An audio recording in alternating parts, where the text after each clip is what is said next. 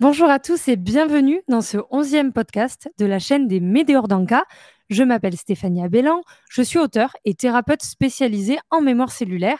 Et ce soir, on m'a posé la question suivante. Est-ce que la destinée est déjà écrite? Je vous laisse découvrir la question d'Élodie qui est fort intéressante et je vais tâcher d'y répondre. Bonjour Stéphanie, ma question concerne la destinée, notamment sur les expériences que l'on est amené à vivre.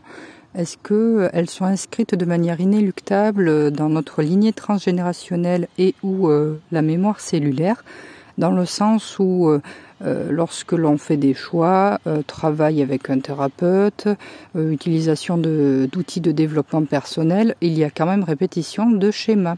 Je te remercie, bonne journée. Alors, voici une question qui est intéressante et à la fois très complexe. Si je comprends bien, tu veux savoir si notre chemin de vie est déjà préétabli du fait que par descendance, on récupère des blocages dans notre mémoire cellulaire et qu'on soit quelque part indirectement obligé de les subir. Alors, la réponse, est un peu plus nuancée que oui ou non, puisque tu te doutes bien que c'est pas aussi simple. Nous, on récupère des blocages. Ces blocages, c'est quelque chose, en fait, il faut savoir qu'il y a un karma collectif, un karma familial, il y a un karma individuel, et que, si tu veux, c'est un petit peu comme le serpent qui se mord la queue. On est tous un petit peu imbriqués l'un dans l'autre. Les deux karmas, on va dire, mordent un peu les uns sur les autres. En gros, toi, quand tu viens t'incarner, ton âme, elle décide de s'incarner sur Terre, elle décide de venir pour libérer des karmas, pour s'aligner, pour évoluer. Et pour pouvoir faire cela, eh bien, il faut que tu sois confronté forcément à des expériences, que tu sois confronté à tes peurs, à tes angoisses, à tes blocages. Il faut aller toujours chercher un peu dans l'ombre la lumière. Donc, si par exemple dans ta lignée, tu as des blocages qui n'ont pas été traités, malgré les expériences que tes aïeux ont subies, malgré les efforts, c'est quelque chose qui est là que tu n'arrives pas à libérer. Est-ce que le fait de faire un travail personnel, d'aller voir des énergéticiens, hypnose ou des choses comme ça, est-ce que c'est quelque chose qui peut faire sauter le karma? Disons que tout ceci, ce sont des accompagnements.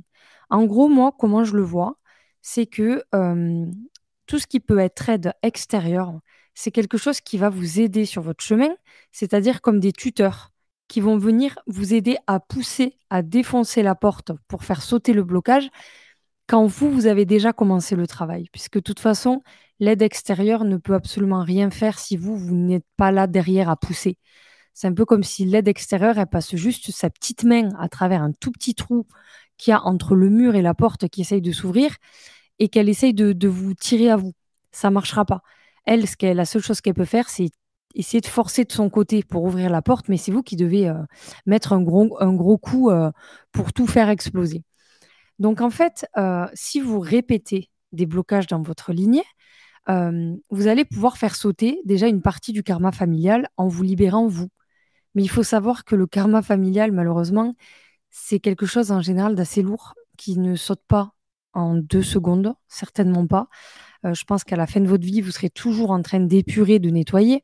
Imaginez, ça fait des siècles qu'on accumule, et même si il y a toujours eu de l'ésotérique, du développement personnel, même si ça ne s'appelait pas comme ça, même s'il y avait des sorciers, voilà, il y avait des choses à l'époque, hein, au Moyen Âge, tout ça, en Égypte, ils avaient tous une espèce de communauté ésotérique qui veillait justement à ce que des choses soient faites. Mais quand bien même, il y a quand même toujours plus d'ignorants de blocage que de gens qui travaillent pour les libérer. Donc en fait, on est toujours sur, on va dire, une incarnation à deux vitesses. Vous aurez beau nettoyer, si tous ceux de votre lignée, au fur et à mesure des descendances, ne travaillent pas, ben en fait, on est toujours un peu relié comme ça à ce karma familial un peu lourd. Donc l'idée, c'est que vous allez pouvoir, en travaillant avec un thérapeute, travaillant avec, que ce soit avec des médiors ou peu importe, vous allez pouvoir, vous déjà, à enfoncer des portes et débloquer vos propres blocages qui feront que vous allez pouvoir un petit peu donner du lest au karma familial. Vous allez pouvoir, par exemple, si vous apprenez l'amour de soi et que du coup, vous tombez plus sur des pervers narcissiques, vous allez pouvoir apprendre et libérer les femmes de votre lignée, donc les femmes ascendantes, à apprendre à libérer, à donner du lest à tout ça. Ça veut dire qu'elles, déjà, elles auront une marge de manœuvre un petit peu plus grande pour pouvoir justement faire sauter leur blocage individuel. Et dès qu'un individuel se débloque, ça aide et ça donne un peu du mou au karma familial. C'est toujours dans ce sens, parce que le karma familial ne saute pas tout seul, hein. C'est vraiment les membres de la famille qui font un travail et qui font que tout le monde arrive un petit peu plus à bouger, quoi. C'est très compliqué parce que vous n'êtes pas venu ici pour régler tous vos problèmes et pour libérer tous vos blocages. C'est pas possible. Vous allez prioriser forcément des choses. Il y a une période où vous allez peut-être être beaucoup plus axé sur votre enfant intérieur ou sur vos vies antérieures, sur vos traumatismes d'adulte, sur vos blessures de l'âme. Et du coup, peut-être que vous n'allez pas du tout travailler sur la lignée. Et du coup, vous allez pouvoir quand même continuer à vivre des répétitions de choses douloureuses ou d'expériences et de schémas, de patterns qui appartiennent à votre lignée, mais parce que vous n'avez pas la force nécessaire ou vous n'avez pas l'énergie suffisante pour vous atteler à ce blocage en particulier, qui est un gros blocage adjacent à votre lignée, parce que peut-être que vous, à ce moment-là, vous allez être plus focus sur d'autres blocages personnels. Donc c'est pour ça que c'est assez imbriqué, c'est très compliqué d'arriver à remonter les fils, de se dire qui commence où, qui fait quoi, parce que c'est un puzzle géant. Donc pour te répondre, Elodie, je dirais que il faut vraiment continuer de prendre l'aide extérieure, parce que seul, on n'a pas toujours la force de pousser les portes. On l'a un peu, mais quand on est encouragé et que on a quand même quelqu'un qui vient donner de la force centrifuge à notre force, c'est toujours mieux. Mais qu'il faut quand même être réaliste et que tu ne pourras pas tout débloquer et que c'est normal si tu revis des situations, s'il y a des choses qui ne se débloquent pas, parce que c'est tout l'art de l'incarnation.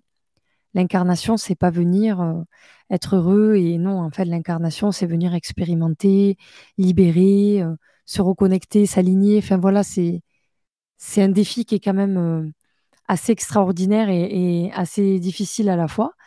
Et voilà, l'idée, comme d'habitude, je vous dirais, c'est fais de ton mieux.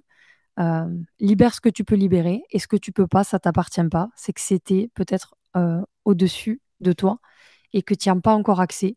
Mais c'est un peu comme Candy Crush, quand tu débloques un blocage, et bien d'un coup, tu en as un autre que tu voyais pas, une porte qui s'ouvre que tu aurais juré ne jamais avoir vue avant, mais tout simplement parce que tu n'étais pas encore à ce stade du jeu, tu étais encore sur ton premier niveau et tu étais occupé déjà à essayer de régler celui-là pour pouvoir débloquer un autre. Donc voilà comment je vois les choses. J'espère que ça a pu t'éclairer. Merci à tous d'avoir suivi ce nouvel épisode de l'émission de podcast Les Médéors d'Anka. Si vous avez besoin d'approfondir toutes ces connaissances sur ces sujets passionnants, vous pouvez également me suivre sur Instagram, sur mon compte Les Médéors d'Anka. Et si vous voulez participer à l'élaboration des prochains épisodes, n'hésitez pas à m'envoyer un petit audio de moins de 30 secondes à l'adresse podcastlesmédéorsdanka@yahoo.com. Chaque semaine, je choisis un ou deux sujets pour préparer les futures émissions. Je vous remercie d'avoir été fidèles et je vous souhaite une très bonne soirée.